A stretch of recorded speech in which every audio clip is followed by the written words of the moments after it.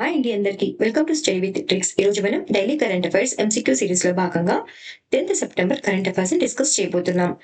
The 10-year memorandum of understanding to develop hydrogen powered trains in India was signed between which two companies? భారతదేశంలో hydrogen శక్తితో నడిచే రైళ్ల అభివృద్ధికి సంబంధించి 10 సంవత్సరాల ఒప్పందం ఏ రెండు కంపెనీల మధ్య కుదిరింది? ఏ రెండు కంపెనీలు అంటే బిహెచ్ఈఎల్ మరియు హారిజన్ ఫ్యూయల్ టెక్నాలజీస్.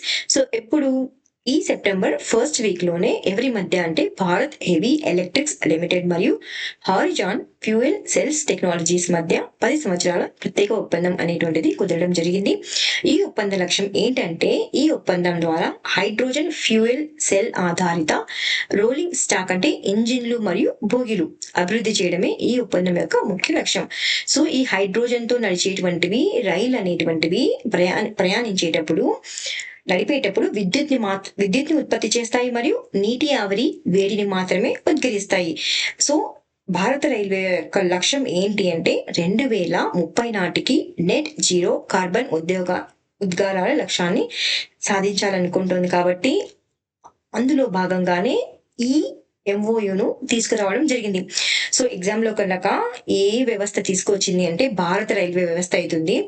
సో భారత రైల్వే వ్యవస్థ యొక్క టార్గెట్ ఎంత అని కూడా అడగచ్చండి. నెట్ జీరో ఉద్గారాల భాగంలో అంటే 2030 అనేటువంటి లక్ష్యం అవుతుంది. ఇక్కడ కంపెనీస్ అనేటువంటివి చాలా చాలా ఇంపార్టెంట్. ప్రీవియస్ ఎగ్జామ్స్ లో అడిగారు బిహెచ్ఎల్ అలాంటివి. సో ఇక్కడ కూడా బిహెచ్ఎల్ మరియు హార్జన్ ఫ్యూయల్ టెక్నాలజీ వస్తుంది కాబట్టి చాలా ఇంపార్టెంట్ ఇది. అంతేకాకుండా హైడ్రోజన్ శక్తితో నడిచే రైలు అభివృద్ధి కాబట్టి కూడా ఇది important question. What is the name of the portal launched by the Ministry of Housing and Urban Affairs to consolidate real estate data across India?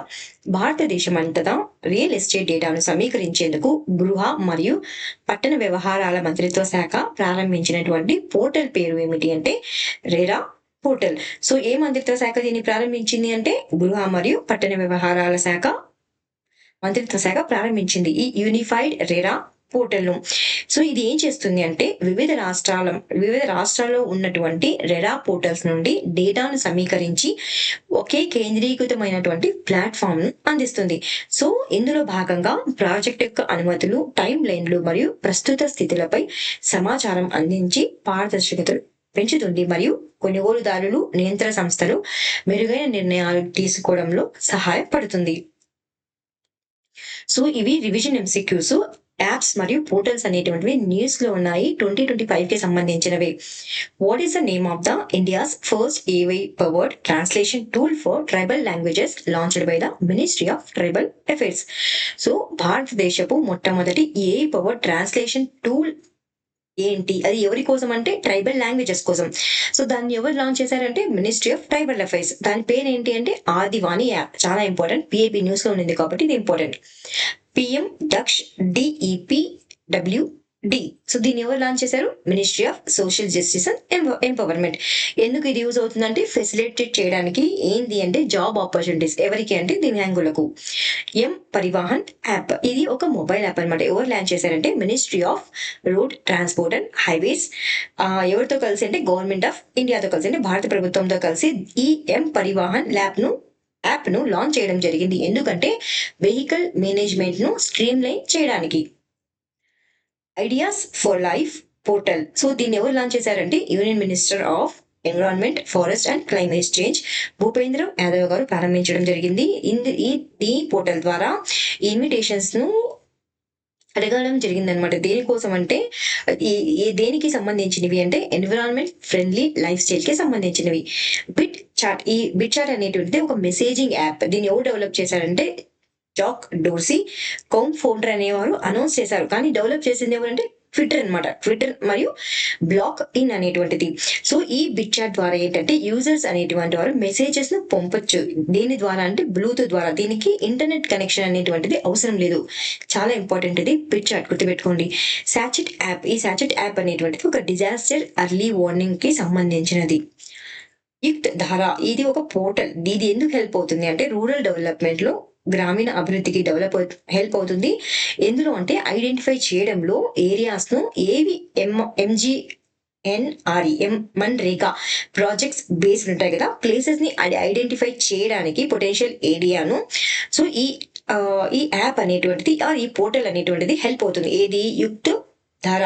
So ఇది శాటిలైట్ ఇమేజెస్ ను ప్రొవైడ్ చేస్తుంది అనమాట జియోస్పాటికల్ అనాలిసిస్ ద్వారా. సో ఎగ్జామ్ లో కనుక యుక్త్ ధార portal అనేటువంటిది దేనికి సంబంధించింది అంటే ఇది మన్రేగాకు సంబంధించింది. Who became the first Indian woman to win the Best Director Award in the Horizonte section at the 82nd Venice International Film Festival in 2025. 2025లో 82వ వెనిస్ ఇంటర్నేషనల్ ఫిల్మ్ ఫెస్టివల్ లో ఒరిజోంటి విభాగంలో ఉత్తమ దర్శకురాలుగా అవార్డు పొందినటువంటి తొలి భారతీయ మహిళ కాబట్టి ఇది ఇంపార్టెంట్. సో ఆమె పేరు ఏం పేరు? అన్నపూర్ణ రాయ్. ఎప్పుడు జరిగింది ఈవెంట్ అంటే సెప్టెంబర్ లో జరిగింది. ఈమె భారతీయ దర్శకురాలు అనమాట, డైరెక్టర్, ఫిల్మ్ డైరెక్టర్. ఈమె పేరే అన్నపూర్ణ రాయ్. అనుపర్ణ రాయ్. ఈమెకి 82వ వెనీస్ ఇంటర్నేషనల్ ఫిల్మ్ ఫెస్టివల్ లో ఏ విభాగంలో అంటే ఒరిజోంటి విభాగంలో ఉత్తమ దర్శకురాలుగా అవార్డు లభించింది. ఈమె తొలి భారతీయ మహిళగా కూడా చరిత్రను సృష్టించడం జరిగింది. ఈ గౌరవాన్ని ఆమె సాంగ్స్ ఆఫ్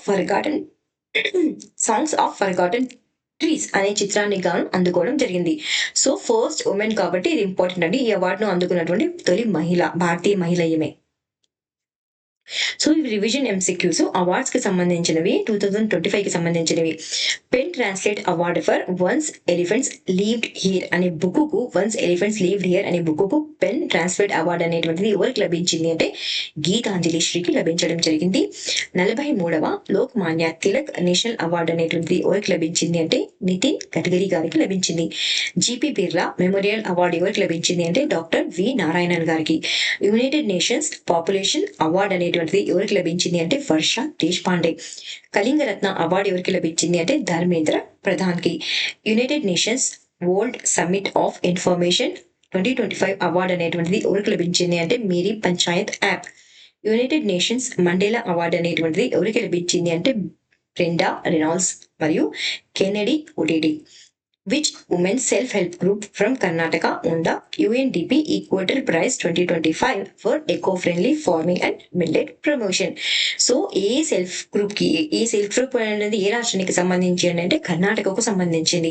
ఏ అవార్డు వచ్చింది, ఏ ప్రైజ్ వచ్చింది అంటే యుఎన్డిపి. ఎప్పుడైనా సరే ప్రైజెస్ లో కానీ యుఎన్ కి సంబంధించినటువంటి ఏ న్యూస్ అయినా ఇంపార్టెంట్. సో ఇక్కడ ఏ అవార్డు వచ్చింది? యుఎన్డిపి ఈక్వేటర్ ప్రైజ్ అవార్డు అనేటువంటిది లభించడం జరిగింది. ఏ విభాగంలో ఎందుకు వచ్చింది అంటే ఎకో ఫ్రెండ్లీ ఫార్మింగ్ ను మరియు మిల్లెట్ ను అభివృద్ధి చేయడం ద్వారా, దానిని ప్రమోషన్ చేయడం ద్వారా వారి యొక్క రూరల్ ఏరియాలో. అందుకే ఈ యుఎన్డిపి ఈక్వేటర్ ప్రైజ్ అనేటువంటిది రావడం జరిగింది. ఎవరికి వచ్చిందంటే Bibi Fatima self help groups. ఏ ప్రాంతంలో ఉంది, ఏ ప్రాంతానికి సంబంధించింది? Dharwad, Karnataka. Who was awarded the most valuable player at the Under-17 SAF Women Championship 2025? Most valuable player Under-17 SAF Women Championship లో ఎవరికి అవార్డు లభించింది అంటే అభిష్టా పాస్నెట్ గారికి. Which student developed the AI-powered tool aiding colours and own the UK's prestigious crest gold award అనేటువంటిది ఎవరికి లభించింది? So aiding colours అనేటువంటి AI power tool ని డెవలప్ చేయడం ద్వారా యూకే యొక్క ప్రెస్టీజియస్ క్రెస్ట్ గోల్డ్ అవార్డ్ అనేటువంటిది ఎవరికి లభించింది అంటే అహాన్ రితేష్ ప్రజాపతికి. Which Indian state won the PATA gold award 2025 for the most engaging social media campaign.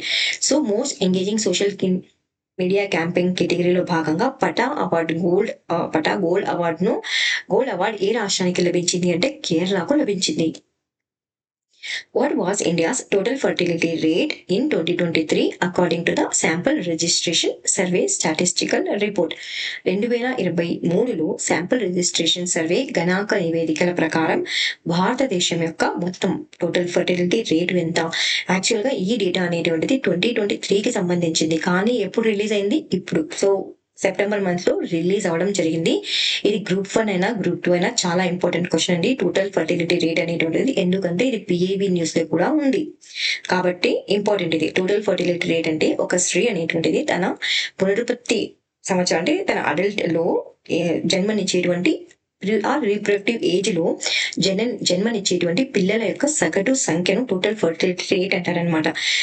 దీనిని ఎవరు నిర్వహించారంటే భారతదేశం యొక్క రిజిస్ట్రార్ జనరల్ మరియు జనగణన కమిషన్ కార్యాలయం అనేటువంటిది నిర్వహించినటువంటి శాంపుల్ రిజిస్ట్రేషన్ సర్వే గణాంక నివేదికల ప్రకారం 2023లో మొత్తం ఫర్టిలిటీ రేట్ అనేటువంటిది 1.9 గా నమోదైంది.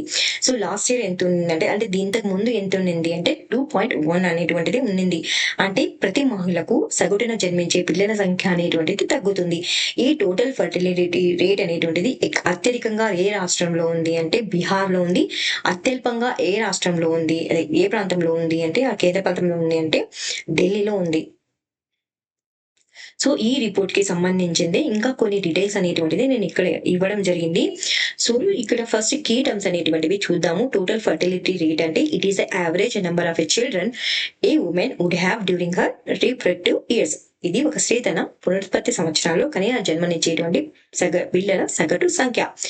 ఐఎంఆర్ అంటే ఏంటి? Infant mortality rate. It is the number of the death of infants under 1 year of age for 1000 life birth. అంటే ప్రతి 1000 సజీవ జననాలకు ఒక సంవత్సరం కంటే తక్కువ వయసు ఉన్న శిశువుల మరణాల సంఖ్య. దాన్ని ఏమంటారు? ఇన్ఫాంట్ మోర్టాలిటీ రేట్ అని అంటారు. Under 5 mortality rate. It is a probability for 1000 that a newborn baby will die before reaching age 5 if subject to age specific mortality rates of the specified years. అంటే నవజాత శిశువు 5 సంవత్సరాల వయసు వచ్చేలోపు చనిపోయేటువంటి సంభావ్యత ఎంతమందికి అంటే 1000 మందికి ఉంటుంది. సో ఎగ్జామ్ లో లాస్ట్ టైం ఏపీఎస్సీ గ్రూప్ 2 లో అడిగారండి. ఐఎంఆర్ అడిగారా లేకపోతే అండర్ 5 మోర్టాలిటీ రేట్ అనేటువంటిది అడగడం జరిగింది. కాబట్టి ఇక్కడ డెఫినేషన్స్ కూడా ఇంపార్టెంట్ చూసుకోండి. సో సిడిఆర్ అంటే క్రూడ్ డెత్ రేట్ అనేటువంటిది. It is a number of the death per 1000 people in the mid of a given year. అంటే ఒక సంవత్సరం మధ్యలో ప్రతి 1000 మంది. సో ఇక్కడ నంబర్ అనేటువంటిది ఎంత మందికి అంటే 1000 మందికి మరణించేటువంటి సంఖ్య అనమాట. 1000 మందిలో ఎంతమంది మరణిస్తున్నారని. సెక్స్ రేషియో అంటే a refers to the number of females for every 1000 males in a population. అంటే ఇది ఒక జనాభాలో ప్రతి 1000 మంది పురుషులకు ఉన్న స్త్రీల సంఖ్యను సూచిస్తుంది. సో ఇక్కడ రిపోర్ట్ ఏం చెప్తుంది, key highlights of the report అనేటువంటిది చూద్దాం. ఇది ఇన్ఫాంట్ మోర్టాలిటీ రేట్ అనేటువంటిది ఎంత ఉంది అంటే 25 ఉంది నంబర్ అనేటువంటిది. ఎప్పుడు? 2023లో. అదే 2022లో ఎంత ఉంది? 2026 ఉంది. అదే 2018లో ఎంత ఉంది నంబర్ అంటే 32 ఉంది. So highest infant mortality rate అనేటువంటిది ఏ రాష్ట్రంలో ఉంది అంటే ఛత్తీస్గఢ్, మధ్యప్రదేశ్, ఉత్తరప్రదేశ్. లోయెస్ట్ ఏ రాష్ట్రంలో నమోదైంది అంటే కేరళలో నమోదైంది. నెక్స్ట్ అండర్ 5 మోర్టాలిటీ రేట్ అనేటువంటిది డిక్లైన్ అవడం జరిగింది 2023 రిపోర్ట్ లో. ఎంతకి అంటే 29 కి. అదే 2022లో ఎంత నంబర్ ఉంది అంటే 30 ఉంది. క్రూడ్ బర్త్ రేట్ అనేటువంటిది నేషనల్ లెవెల్లో, జాతీయ లెవెల్లో ఎంత ఉంది అంటే 18.4% అనేటువంటిది ఉంది 2023లో. హైయెస్ట్ క్రూడ్ బర్త్ రేట్ అనేటువంటిది ఎందులో ఉంది అంటే బీహార్ రాష్ట్రంలో ఉంది. లోయెస్ట్ ఎందులో ఉంది అంటే తమిళనాడులో ఉంది. సారీ, క్రూడ్ డెత్ రేట్ అనేటువంటిది 6.4 ఉందండి నేషనల్లీ 2023లో. సో హైయెస్ట్ వచ్చేసి ఛత్తీస్గఢ్ లో ఉంది. లోయెస్ట్ వచ్చేసింది ఢిల్లీలో ఉంది. Next sex ratio in birth అనేటువంటిది ఇంప్రూవ్ అయింది. ఇంప్రూవ్ టు ఎంత అంటే 917. సో ఎప్పటి నుంచి ఎప్పటి వరకు అంటే 2021 నుంచి 2023కి. అదే 2020 to 2022 ఎంత ఉన్నిందంటే 914 ఉన్నింది. హైయెస్ట్ ఎక్కడ ఉంది అంటే ఛత్తీస్గఢ్ రాష్ట్రంలో ఉంది 974. లోయెస్ట్ ఎక్కడ ఏ రాష్ట్రంలో నమోదైంది అంటే ఉత్తరాఖండ్ లో నమోదైంది. అదే రూరల్ ఏరియాలో చూసుకుంటే ఎంత ఉంది? 914 ఉంది. అదే అర్బన్ ఏరియాస్ లో ఎంత ఉంది? 925 ఉంది. చాలా చాలా ఇంపార్టెంట్ రిపోర్ట్ అండి. ఏమున్నాయో ఇక్కడ అన్ని ఒక పేపర్ లో నోట్ మెన్షన్ చేసుకొని రివైజ్ అనేటువంటిది చేయండి. రాసుకొని రివైజ్ చేయండి. ఒక వైట్ పేపర్ తీసుకొని A4 సైజ్ పేపర్ తీసుకొని రాసుకొని దీన్ని రివైజ్ చేయండి. ఎకానమీలో మిమ్మల్ని కనుక క్వశ్చన్స్ అడిగితే ఎకానమీలో అడగడానికి ఆస్కారం ఉన్న న్యూస్ ఇది.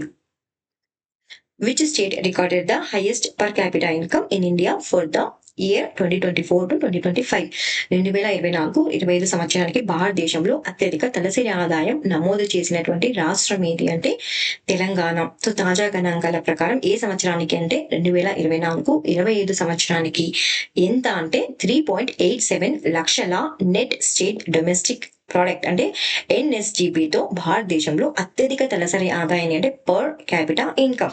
పర్ క్యాపిటా ఇన్కమ్ అంటే ఎంత అంటే ఏంటి అంటే తలసరి ఆదాయం అంటే ఒక నిర్దిష్ట ప్రాంతంలోని ఒక వ్యక్తి యొక్క సగటు ఆదాయాన్ని మొత్తం జాతీయ ఆదాయంతో అంటే జీడిపితో ఆ ప్రాంతం మొత్తం జనాభాతో భాగించడం ద్వారా వస్తుంది ఒక తలసరి ఆదాయం అనేటువంటిది.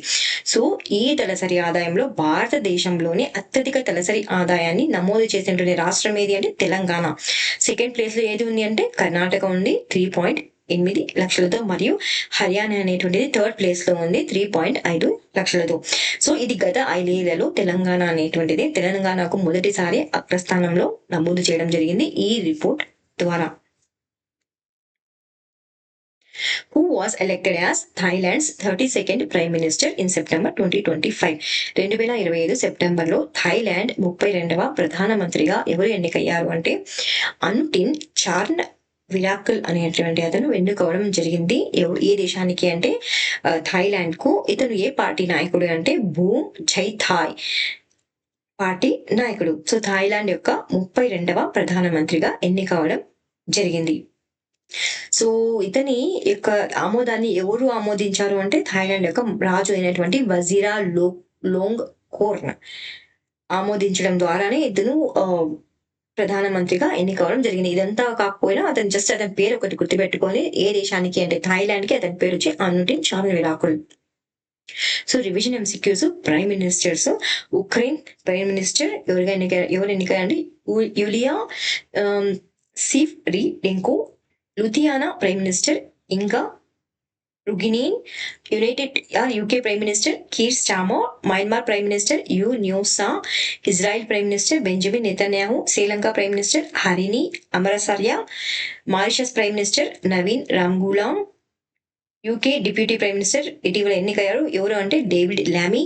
బంగ్లాదేశ్ ప్రైమ్ మినిస్టర్ ఎవరు అంటే Mohammad Yunus. Who was re-elected as the president of the Guinea for a second term in September 2025. So ఈ మంత్ లోనే అనమాట 2025 సెప్టెంబర్ లో గయానా అధ్యక్షుడిగా రెండవసారి ఎన్నికైన వ్యక్తి ఎవరు అంటే మొహమ్మద్ ఇర్ఫాన్ అలీ. సో ఇది సెకండ్ టైం. ఆల్రెడీ ఇతను కొనసాగుతున్నాడు గయానా యొక్క అధ్యక్షుడిగా. సెకండ్ టైం ఇతను ఏ పార్టీకి సంబంధించిన వ్యక్తి అంటే పీపుల్స్ ప్రోగ్రెసివ్ పార్టీకి సంబంధించిన వ్యక్తి. సెప్టెంబర్ 1, 2025 జరిగినటువంటి సాధారణ ఎన్నికల్లో విజయం సాధించి రెండవ 5 ఏళ్ల పదవీ కాలానికి తిరిగి ఎన్నికయ్యడం జరిగింది. Who won the men's and women's single title at the US Open 2025? US Open 2025 పురుషుల మరియు మహిళల సింగిల్స్ టైటిల్ ను ఎవరు గెలుచుకున్నారు అంటే కార్లోస్ అల్కరాజ్ మరియు ఎవరు పురుషులలో కార్లోస్ అల్కరాజ్ మరియు మహిళలలో అయితే అరియానా సబాలెంకా. సో ది ఎన్నవ యుఎస్ ఓపెన్ టెన్నిస్ ఛాంపియన్షిప్ అంటే 145వ యుఎస్ ఓపెన్ టెన్నిస్ ఛాంపియన్షిప్ లో ఎప్పుడు జరిగింది ఈవెంట్ అంటే ఆగస్టు 24 నుండి సెప్టెంబర్ 7 వరకు ఎక్కడ జరిగింది అంటే న్యూయార్క్ సిటీ యుఎస్ఏ లోని USTA Billie Jean King National Tennis Center లో నిర్వహించబడడం జరిగింది. సో ఇది సంవత్సరానికి 4వ మరియు చివరి గ్రాండ్ స్లామ్ అనేటువంటి టోర్నమెంట్. సో స్పెయిన్ కి చెందినటువంటి కార్లోస్ అల్కరాజ్, ఇటలీకి చెందినటువంటి జానిక్ సిన్నర్ పై విజయం సాధించి పురుషుల సింగిల్ టైటిల్ ని గెలుచుకున్నారు. అదే విధంగా బెలరూస్ కు చెందినటువంటి ఆరియానా సబాలెంకా, యుఎస్ఏ కి చెందినటువంటి అమాండా అనిసిమోవా పై విజయం సాధించి మహిళల సింగిల్స్ టైటిల్ ని గెలుచుకోవడం జరిగింది. సో 1 ఇయర్ లో 4 గ్రాండ్ స్లామ్స్ అనేటువంటివి జరుగుతాయి. సో ఫస్ట్ ఏం జరుగుతుంది అంటే ఆస్ట్రేలియన్ ఓపెన్ అనేటువంటిది జరుగుతుంది. ఎప్పుడు అంటే జనవరి మంత్ లో మిడ్ ఆఫ్ జనవరిలో జరుగుతుంది. సెకండ్ ఏం జరుగుతుంది అంటే ఫ్రెంచ్ ఓపెన్ అనేటువంటిది జరుగుతుంది. ఎప్పుడు జరుగుతుంది అంటే మే జూన్ మధ్యలో జరుగుతుంది. థర్డ్ ఏంటి అంటే వింబల్డన్ అనేటువంటిది, దీని యూకే ఓపెన్ అని కూడా అంటారు. ఇది ఎప్పుడు జరుగుతుంది అంటే జూన్ జూలై మధ్యలో జరుగుతుంది. చివరిగా జరిగేది యుఎస్ ఓపెన్ అనేటువంటిది ఆగస్టు సెప్టెంబర్ మధ్యలో జరుగుతుంది. చాలా ఇంపార్టెంట్ అండి ఇది. సో ఎగ్జామ్ లో ఇలా కూడా అడగచ్చు, క్రోనలాజికల్ ఆర్డర్ లో గ్రాండ్ స్లామ్స్ ని అరేంజ్ చేయండి అని కూడా అడగచ్చు అనమాట. సో ఇంపార్టెంట్ క్వశ్చన్ ఇది, గుర్తుపెట్టుకోండి. who won the Formula 1 Italian Grand Prix 2025 and set a new world record for fastest completion. 2025 formula 1 Italian grand prix ను గెలుచుకుని అత్యంత వేగంగా పూర్తి చేసి కొత్త ప్రపంచ రికార్డును సృష్టించినటువంటి వ్యక్తి ఎవరు అంటే మ్యాక్స్ వెసాపెన్ రికార్డును సృష్టించడం జరిగిందనమాట. సో ఈ ఇటాలియన్ గ్రాండ్ ప్రిక్స్ ను గెలవడం జరిగింది. ఎప్పుడు జరిగింది ఈవెంట్ అంటే సెప్టెంబర్ 2025 లో జరిగింది. బెల్జియన్ డచ్ డ్రైవర్, ఇతను ఈ దేశానికి సంబంధించిన అంటే Belgium. So Belgium Dutch driver Max Verstappen దేనికి సంబంధించి అంటే రెడ్ బుల్ కి సంబంధించినది అనమాట. ఇటాలియన్ గ్రాండ్ ప్రిక్స్ ను ఇటలీలోని ఎక్కడ జరిగింది అంటే ఇటలీలోని ఆటో డ్రోమో నాజియో మూల వద్ద గెలుచుకోవడం జరిగింది. సో ఈయనకు 2025 సీజన్ లో 3వ విజయం మరియు కెరియర్ లో 66వ విజయం. సో ఈయన ఎవరు సృష్టించినటువంటి రికార్డ్ ను బదులు కొట్టారు అంటే 2003లో మైఖేల్ షూ మాకర్ నెలకొల్పినటువంటి రికార్డ్ ను ఇతను తిరిగి రాశారనమాట. ఇతని పేరు ఏం పేరు అంటే మ్యాక్స్ వెర్స్టాపెన్. కార్ రేస్ కి సంబంధించిందండి ఇది. Which Indian city is set to host the country's first ever 5150 triathlon in January 2026? 2026 అంటే 2025 కి సంబంధించి కాదు, ఇది 2026 కి సంబంధించింది కాబట్టి ఇంపార్టెంట్. 2026 జనవరిలో భారతదేశపు మొట్టమొదటి 5.50 ట్రయథలాన్ ను నిర్వహించనున్న భారతీయ నగరం ఏంటి అని అడుగుతుంది ఇక్కడ క్వశ్చన్. ట్రయథలాన్ అంటే ఏంటి? అథ్లెట్ అనేటువంటి అతను అంటే కంటెస్ట్ ను అటెండ్ అవుతారు అనమాట 3 డిఫరెంట్ ఈవెంట్స్ లో. సో ఏ ఈవెంట్స్ లో అటెండ్ అవుతారు అంటే స్విమ్మింగ్, సైక్లింగ్ మరియు లాంగ్ డిస్టెన్స్ రన్నింగ్. సో దీన్ని ఏమంటారు అంటే ట్రయథలాన్ అంటారు అనమాట. 3 ఈవెంట్స్ ఉన్నాయి కదా ఇక్కడ. ట్రై అంటే 3 ఈవెంట్స్ కదా, దానికి సంబంధించింది. సో 2025 సెప్టెంబర్ లో ఎవరు అంటే తమిళనాడు ఉప ముఖ్యమంత్రి ఉదయనిధి స్టాలిన్ భారతదేశపు మొట్టమొదటి, కాబట్టి ఇంపార్టెంట్ ఇది, భారతదేశపు మొట్టమొదటి 5150 ట్రయథలాన్ ను చెన్నైలో ప్రారంభించారు. ఈ ఈవెంట్ అనేటువంటిది 2026 జనవరి 11న ఎక్కడ నిర్వహించబోతున్నారు అంటే ఈస్ట్ కోస్ట్ రోడ్ వద్ద ఉన్న MGM బీచ్ రిసార్ట్ లో నిర్వహించబడనుంది. ఇది ఎవరి ఆధ్వర్యంలో జరగనుంది అంటే ఐరన్ మ్యాన్ ఇండియా ఆధ్వర్యంలో జరగనుంది. తమిళనాడు రాష్ట్ర ప్రభుత్వం ఈ కార్యక్రమానికి ఎన్ని కోట్లు మంజూరు చేసింది అంటే 3 కోట్లు మంజూరు చేయడం జరిగింది. ఈ కార్యక్రమంతో భారత్ అనేటువంటిది ఆసియాలో 3వ దేశం మరియు ప్రపంచ వ్యాప్తంగా 6వ దేశంగా ఈ ఎలైట్ ట్రయథలాన్ ఫార్మాట్ నిర్వహించనుంది. సో భారత్ లో డ్యూయథలాన్ సిరీస్ ను కూడా ప్రవేశపెట్టేందుకు ఎవరి మధ్య MOU కుదిరింది, ఒప్పందం కుదిరింది అంటే ఐరన్ మ్యాన్ ఇండియా మరియు SDAT మధ్య ఒప్పందం అనేటువంటిది కుదరడం జరిగింది. Which island near Athens was the epicenter of the recent 5.2 magnitude earthquake in central Greece? ఇటీవల కేంద్ర గ్రీస్ లో సంభవించిన 5.2 తీవ్రత గల భూకంపానికి కేంద్ర బిందువుగా ఉన్న అథెన్స్ సమీపంలోని దీవి ఇది అంటే ఇవియా. దీని ఏమంటారు? యూబోయా అని కూడా అంటారు అనమాట. సో జియోగ్రఫీలో మిమ్మల్ని గనక క్వశ్చన్ అడిగాలి అంటే ఇలాంటి క్వశ్చన్స్ పిక్ చేస్తారు. సో మ్యాగ్నెట్ అర్త్క్వేక్ అనేటువంటిది ఈ ఇవియా యూబోయాలో సంభవించడం జరిగింది. అంటే కేంద్ర గ్రీస్ అంటే సెంట్రల్ గ్రీస్ లో. సో ఎంత తీవ్రతతో అంటే 5.2 తీవ్రతలో 5.2 మ్యాగ్నిట్యూడ్ తో భూకంపం అనేటువంటిది సంభవించడం జరిగింది. దీని కేంద్ర బిందువు అథెన్స్ సమీపంలోని ఎవియా దీవి వద్ద ఉంది. ఎవియాను యూబోయా అని కూడా పిలుస్తారు. ఇది గ్రీస్ లో 2వ అతి పెద్ద దీవి. దీని విస్తీర్ణం ఎంత అంటే 3500 చదరపు కిలోమీటర్ల పైగా ఉంటుంది. మరియు ఏ సముద్రంలో ఉంది అంటే ఇది ఏజియన్ సముద్రంలో గ్రీస్ యొక్క కేంద్ర గ్రీస్ అంటే సెంట్రల్ గ్రీస్ ప్రాంతంలో ఉంది. Which company launched the 11th ACTCM? ACTCM అంటే Accumulation cum Torpedo cum Missile Barge for the Indian Navy in September 2025. 2025 September అంటే ఈ మంత్ లోనే, ఈ ఫస్ట్ వీక్ లోనే భారత నౌకాదళం కోసం 11వ ACTCM అంటే ammunition come torpedo cum missile barge ను ప్రారంభించినటువంటి సంస్థ ఏది అంటే సూర్యదీప్త ప్రాజెక్ట్స్ ప్రైవేట్ లిమిటెడ్. ఎక్కడ అంటే థానేలో. సో మీరు చూస్తున్నారు కదా పిక్ లో కనుక చూసినట్లయితే ఇది ఫ్లాటెడ్ బోట్ షేప్ లో ఉంటుందండి. సో ఇది కెనాల్స్ అంట, రివర్స్ అంట, ఏదన్నా ట్రాన్స్పోర్ట్ చేయడానికి దీన్ని ఎక్కువగా నేవీ వాళ్ళు యూజ్ చేస్తారు. సో పిక్ లో చూడవచ్చు దాని పేరు ఏం పేరు అంటే దాన్ని ఏం పిలుస్తారంటే ammunition cum torpedo cum missile barge అని పిలుస్తారు. సో ఎప్పుడు అంటే సెప్టెంబర్ 11 సెప్టెంబర్ లో 11వ 11th అనమాట ఇది. సెప్టెంబర్లో 11వ ACT CM barge or LSAM 25 yard 135 ను మహారాష్ట్రలోని థానేలో ఉన్న MSME shipyard Suryadipta project private limited ప్రారంభించింది. ఈ బార్జ్ 2001 అంటే ఈ ఒప్పందం ఎప్పుడు కుదిరింది అంటే 2021లో కుదిరింది. 2021 మార్చిలో కుదిరిన ఒప్పందంలో భాగంగా నిర్మించబడడం జరిగింది. ఇప్పటికీ 10 బార్జ్లు భారత నౌకాదళానికి అందించబడ్డాయి. ఇవి ఏ సంస్థ ద్వారా అంటే భారతీయ షిప్ డిజైన్ సంస్థ ద్వారా స్వదేశీయంగా రూపొందించబడినవి, IRS ధృవీకరణ పొందినవి మరియు NSTL విశాఖపట్నంలో పరీక్షించబడ్డాయి. ఇవి నౌకాదళ లాజిస్టిక్స్ ను బలపరచడంలో కీలక పాత్ర పోషిస్తాయి మరియు మేక్ ఇన్ ఇండియాలో ఆత్మనిర్భర్ భారత్ లక్ష్యాలను ప్రతిబింబిస్తాయి. So current affairs MCQs one liner questions.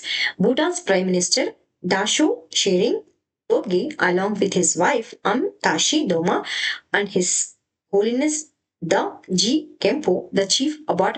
So ఇక్కడ భారతదేశానికి అఫీషియల్ విజిట్ లో ఎవరు వచ్చారు అంటే భూటాన్ యొక్క ప్రైమ్ మినిస్టర్ దాషో షెరింగ్ తొబగే అతను రావడం జరిగింది అనమాట. విజిట్ లో భారతదేశానికి సందర్శించారు. ఎప్పుడు సందర్శించారంటే సెప్టెంబర్ 3 నుంచి సెప్టెంబర్ 6 వరకు.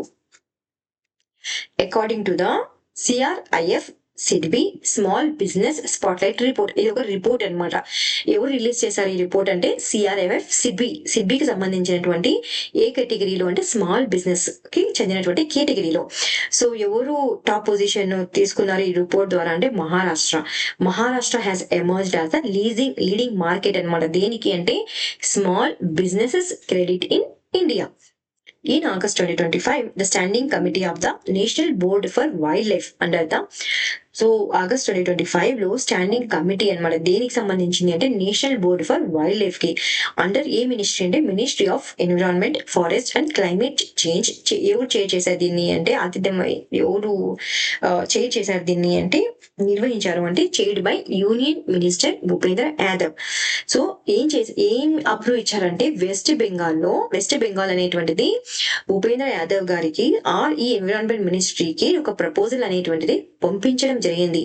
దేనికి సంబంధించిన ప్రపోజల్ అంటే ఒక మూడు ఫారెస్ట్ రేంజెస్ ను ఇంటిగ్రేట్ అంటే కలపడానికి. ఈ ఫారెస్ట్ రేంజ్ ప్రాంతం ఎక్కడ ఉంది అంటే వెస్ట్ బెంగాల్ లో ఉంది. ఏ ప్రాంతాలు కలపడానికి ఇది ప్రపోజల్ పంపించింది అంటే Malta, Rai Dighi and Ramganga forest ranges ను. ఇది దేనికి సంబంధించిన అంటే సౌత్ 24 పరగనా డిస్టిక్ లో ఉన్నాయన్నమాట ఈ రేంజెస్. ఎన్ని కిలోమీటర్స్ ఇవి అంటే 1044.68 స్క్వేర్ కిలోమీటర్లు. సో ఈ మూడు ఫారెస్ట్ రేంజెస్ ను సుందర్బన్స్ టైగర్ రిజర్వ్ లో కలపాలని వెస్ట్ బెంగాల్ అనేటువంటిది ప్రపోజల్ పెట్టడం జరిగింది. ఏ మినిస్ట్రీకి అంటే మినిస్ట్రీ ఆఫ్ ఎన్విరాన్మెంట్ కి. సో ఒకవేళ దీని గనక అప్రూవ్ చేస్తే ద రిజర్వ్ ఏరియా ఇంక్రీజ్ అయిపోతుంది. ఎవరిది సుందర్బన్స్ కు ఎంతవరకు ఇంక్రీజ్ అవుతుంది అంటే 3629.57 స్క్వేర్ కిలోమీటర్స్ కు. ఇది భారతదేశంలో సెకండ్ లార్జెస్ట్ టైగర్ రిజర్వ్ అవుతుంది. అలా కాకుండా భారతదేశంలో మొదటి టైగర్ రిజర్వ్ ఏది అంటే నాగార్జున శ్రీశైలం టైగర్ రిజర్వ్. ఎక్కడుంది? ఆంధ్రప్రదేశ్ లో ఉంది. దీని యొక్క అప్రాక్సిమేట్ స్క్వేర్ కిలోమీటర్ ఎంత అంటే 3727. So last time UP exam లో ప్రీవియస్ క్వశ్చన్ లో అడిగారండి, భారతదేశపు అతి పెద్ద టైగర్ రిజర్వ్ ఏది అని అడిగారు. ఏది అంటే నాగార్జున సాగర్ శ్రీశైలం టైగర్ రిజర్వ్. ఇప్పుడు సెకండ్ ఏదవ్వబోతుంది ఒకవేళ కనుక అది మార్చ్ చేస్తే అంటే సుందర్బన్స్ టైగర్ రిజర్వ్ అనేటువంటిది సెకండ్ టైగర్ రిజర్వ్ అవుతుంది భారతదేశంలో. In September 2025, the Ministry of Coal organized the Star Rating Award ceremony in Mumbai. So ఈ సెప్టెంబర్ 1st వీక్ లో ఎవరు అంటే మినిస్ట్రీ ఆఫ్ కోల్ అనేటువంటిది ఒక ఆర్గనైజ్ చేసింది. దేన్ని అంటే స్టార్ రేటింగ్ అవార్డ్ సెరిమోనీని ఆర్గనైజ్ చేయడం జరిగింది. ఎక్కడ అంటే ముంబై మహారాష్ట్రలో. ఎందుకు అంటే టాప్ పర్ఫార్మింగ్ కోల్ మైన్స్ ఉంటాయి కదా వాటిని గుర్తించడానికి అనమాట. సో ఎన్ని మైన్స్ ని వీళ్ళు సర్వే చేశారు అంటే 388 మైన్స్ యొక్క పర్ఫార్మెన్స్ ని వీళ్ళు సర్వే చేశారు. ఈ రేటింగ్స్ అనేటువంటివి ఏ ఇయర్ కి సంబంధించినవి అంటే 2023 to 2024 రేట్ కి సంబంధించినవి. సో ఇందులో 42 మైన్స్ అనేటువంటివి 5 స్టార్ రేటింగ్స్ ను అందుకున్నాయి. సో ఇందులో ముఖ్యంగా lignite and coal mines of NLC India limited అనేటువంటిది టాప్ స్కోర్ ని అందుకోవడం జరిగింది. The Union Cabinet approved a 1,500 crore incentive scheme under the National Critical Mineral mission. So union cabinet అనేటువంటిది approve ఇచ్చింది. ఎంత అంటే 1500 crores అన్నమాట. ఇది ఒక ఇన్సెంటివ్ స్కీమ్. ఎందులో ఇందులో భాగంగా ఏ మిషన్ లో భాగంగా అంటే నేషనల్ క్రిటికల్ మిషన్ భాగంగా. ఎందుకు అంటే ఇది బూస్ట్ చేయడానికి ఇండియా యొక్క రీసైక్లింగ్ కెపాసిటీని ఫర్ క్రిటికల్ మినరల్స్ అన్నమాట. From second sources such as ఈ వేస్ట్ ఉంటాయి కదా, ఈ వేస్ట్ అంటే ల్యాప్టాప్ వేస్ట్, కంప్యూటర్ వేస్ట్ అలాంటివి.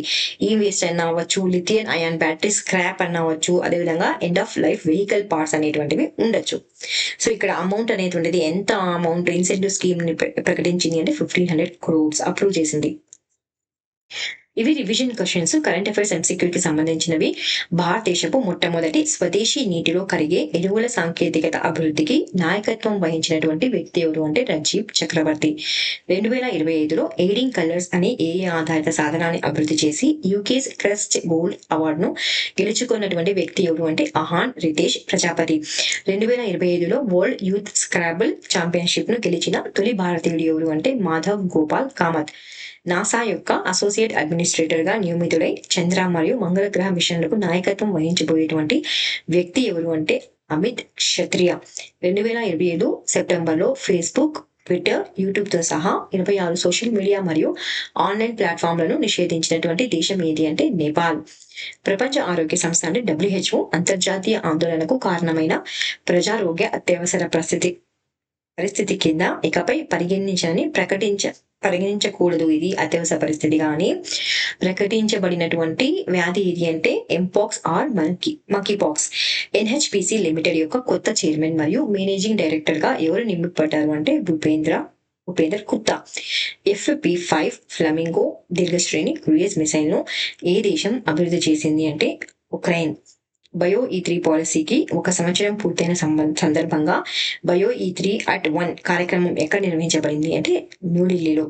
భారత పురుషుల హాకీ జట్టు రాజ్గిర్ బీహార్ లో జరిగిన ఫైనల్లో దక్షిణ కొరియాను 4-1తో ఓడించి ఏ టోర్నమెంట్ ను గెలుచుకుంది అంటే ఆసియా కప్ 2025.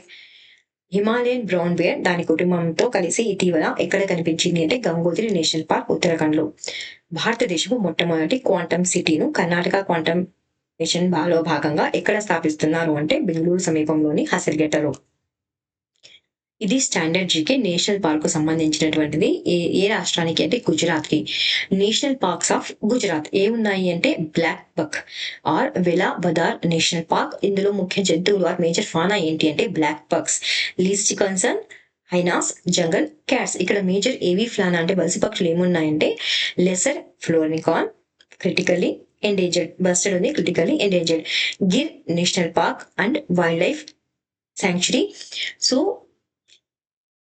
ఇది only area in Asia where Asiatic lions. ఈ గిర్ నేషనల్ పార్క్ లో మనకు ఏం కాని వస్తాయంటే ఏషియాటిక్ లయన్స్ అనేటువంటి వాటిని మనం చూడొచ్చు. ఏషియాలో ఒకే ఒక పార్క్ అన్నమాట ఇది. వేటిని ఇక్కడ మనం చూడొచ్చు అంటే ఏషియాటిక్ లయన్స్ ను చూడవచ్చు. సో ఇక్కడ కమలేశ్వర్ డ్యామ్ అనేటువంటిది ఉంది. సో దీన్ని ఏమంటారంటే the life line of Gir అని అంటారనమాట. లైఫ్ లైన్ ఆఫ్ గిర్ అంటే ఇక్కడ రివర్ అనేటువంటిది ఏంటనమాట. ఆ రివర్ పేరు ఏంటంటే హిరాన్ రివర్. ఇక్కడ మేజర్ ఫానా ఏంటి, జంతువులు ఏంటి అంటే Asiatic lion endangered, mugger crocodile అనమాట, vulnerable, leopard, chital, sambar, chousingha, chinkara, blackbuck. Marine national park gulf of Kutch. ఇక్కడ మేజర్ ఫానా జంతువులు ఏంటి అంటే కోరల్స్ అనేటువంటివి. జంతుజాలానికి సంబంధించినవి ఏవి అంటే corals, sea turtles such as green sea turtles endangered, olive ridley turtles vulnerable మరియు లెదర్ బ్యాక్స్ అనేటువంటివి కూడా వల్నరబుల్. డిగాంగ్ అంటే సీకోస్, ఇవి కూడా vulnerable. Indo Pacific humpback dolphins. Threat ఏంటి అంటే ఇక్కడ ఎక్స్ట్రాక్షన్ అనేటువంటి జరుగుతుంది. ఎవరివి అంటే కోరల్స్వి. ఎవరి ద్వారా అంటే సిమెంట్ ఇండస్ట్రీస్ ద్వారా. బన్స్దా నేషనల్ పార్క్ అనేటువంటిది ఇక్కడ గుజరాత్ లో ఉంది. దీని మేజర్ ఫానా ఏంటి అంటే Indian leopard, rhesus macaque, small Indian civet, chousingha, Indian Malabar giant squirrel. ఇంకా వైల్డ్ లైఫ్ శాంక్చురీస్ ఏమున్నాయి గుజరాత్ లో అంటే Balaram Ambaji wildlife sanctuary. ఇక్కడ మేజర్ ఫానా జంతుజాలం ఏంటి అంటే sloth bear, striped hyena, leopard, nilgai, Indian porcupine or small Indian civet, Indian pangolin. Bird sanctuary ఏది అంటే Gaga great Indian bird wildlife sanctuary. It is established to protect. So దీన్ని ఎందుకు establish చేశారు అంటే to protect the great Indian bustard. So కాబట్టి ఇది important. ఇది along with the Kutch bustard sanctuary and Gaga wildlife sanctuary. Girnar wildlife sanctuary famous అండి. దేనికి సంబంధించింది అంటే ఏషియాటిక్ లయన్స్ కి సంబంధించింది. ఎండేంజర్డ్ కేటగిరీకి వస్తాయి. Jessore sloth bear wildlife sanctuary, ఇది గుజరాత్ రాజస్థాన్ బార్డర్ లో ఉంది. గ్రేట్ ఇండియన్ బస్టర్డ్ అనేటువంటిది ఎక్కడ మనం చూడొచ్చు అంటే Kutch Lala Parjan great Indian bustard wildlife శాంక్చురీలో మనం చూడొచ్చు. ఈ గ్రేట్ ఇండియన్ బస్టర్డ్ ని లోకల్ గా ఏమంటారంటే ఘొరాడ్ అని అంటారనమాట. Wildlife sanctuaries of Gujarat ఇంకా ఏమున్నాయంటే Kutch desert wildlife sanctuary. ఇక్కడ మేజర్ ఎవిఫ్లానా ఏంటి అంటే greater flamingos. Nal Sarovar bird wildlife sanctuary, ఇది ఒక రామ్సర్ సైట్ కూడా. It is a natural fresh water lake అండి, located in the Thar desert. So it is the largest wetland bird sanctuary అనమాట. ఇది largest wetland sanctuary in Gujarat కూడా. So ఇంకా ఏమున్నాయి ఇక్కడ అంటే Narayan Sarovar Chinkara wildlife sanctuary. ఇక్కడ రీఇంట్రడక్షన్ ఆఫ్ ఏషియాటిక్ చితాని రీఇంట్రడక్షన్ చేయడానికి ప్రపోజ్ చేశారు. దేన్ని అంటే నారాయణ్ సరోవర్ చింకారా వైల్డ్ లైఫ్ శాంక్చురీని. Purna wildlife sanctuary, Shoolpaneshwar or Dumkhal wildlife sanctuary, Thol lake wildlife sanctuary. Major avifauna ఏంటి అంటే flamingos, sarus crane, great white pelicans, white rump vulture, Indian vulture, wild ass wildlife sanctuary. Ramsar site Gujarat లో ఏమున్నాయంటే Khijadia wildlife sanctuary. Endangered species ఏంటి ఇక్కడ అంటే Pallas fish eagle endangered, Indian skimmer endangered category. Nal Sarovar bird sanctuary, ఇక్కడ avifauna ఏంటి అంటే sociable lapwing or sarus crane. Thol lake it is a human made reservoir అండి, essential during the dry season for blackbucks కి. ఇక్కడ avifauna ఏంటి endangered అంటే white రంప్డ్ vulture, sociable lapwing. Wadhwana wetland అనేటువంటిది ఒక హ్యూమన్ మేడ్ రిజర్వాయర్. ఇక్కడ endangered avifauna అంటే వలస పక్షులు ఏమేమి ఫేమస్ ఇక్కడ అంటే Pallas fish eagle, sarus crane, common pochard. So ఇది అండి ఇవాళ current affairs. Please like, share and subscribe. Thank you so much for watching study with tricks.